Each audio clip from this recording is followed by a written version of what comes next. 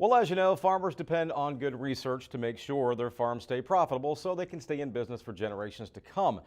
That's why in Midville recently, farmers gathered at UGA's Southeast Georgia Research and Education Center to hear information on how the crops are growing and to learn about new varieties and techniques that can boost yields. The Monitor's Mark Wildman has the story. At the center of Georgia's #1 industry is good research. Over the years, farmers and consumers have benefited greatly from work being done here at UGA's Southeast Georgia Research and Education Center.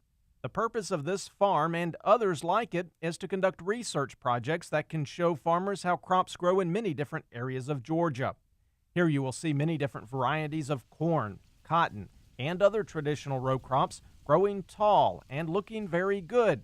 And you will also see crops that look very bad on purpose. And this plot is thanks to UGA entomologist John All.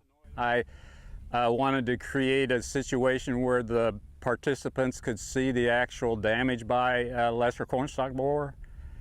And we also put insecticide treatments on to show control measures that can be used.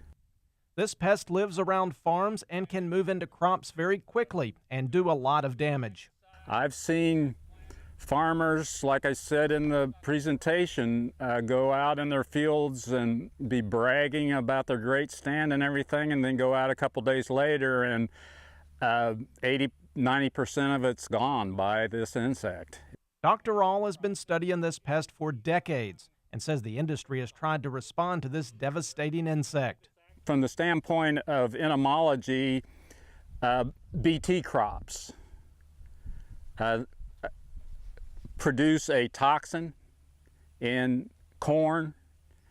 That's the only crop currently registered, corn and cotton.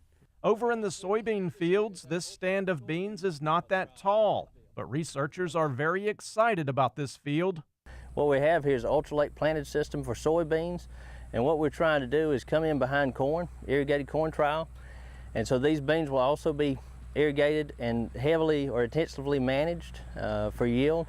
And what they're trying to do is take advantage of any leftover fertilization from corn from the previous season, which would have been harvested either in late July, middle July or late July. And so they're just coming in, taking advantage of the field itself, and instead of just keeping it sprayed and managed and manicured, going to go ahead and try an ultralight soybean test to see if you can maximize some yield on it late in the season. Farmers got to hear about this technique and how to properly manage the beans so they can grow a cash crop when the ground typically isn't producing a crop. You know, with the expenses of herbicides and different management practices, whether you're going to keep it haired or fallow for the next corn crop of the year, you might as well go ahead and come in and plant soybeans. And if you can get 40 to 50 bushels late in the year and harvest it with different prices, depending on the price of the year, you know, soybeans here a couple of years ago around $13 a bushel, you know, you can really rack up and be successful. Research trials like these in Midville are just some of the ways that UGA Research is working hard every day for the Georgia farmer. In Midville, I'm Mark Wildman for the Georgia Farm Monitor.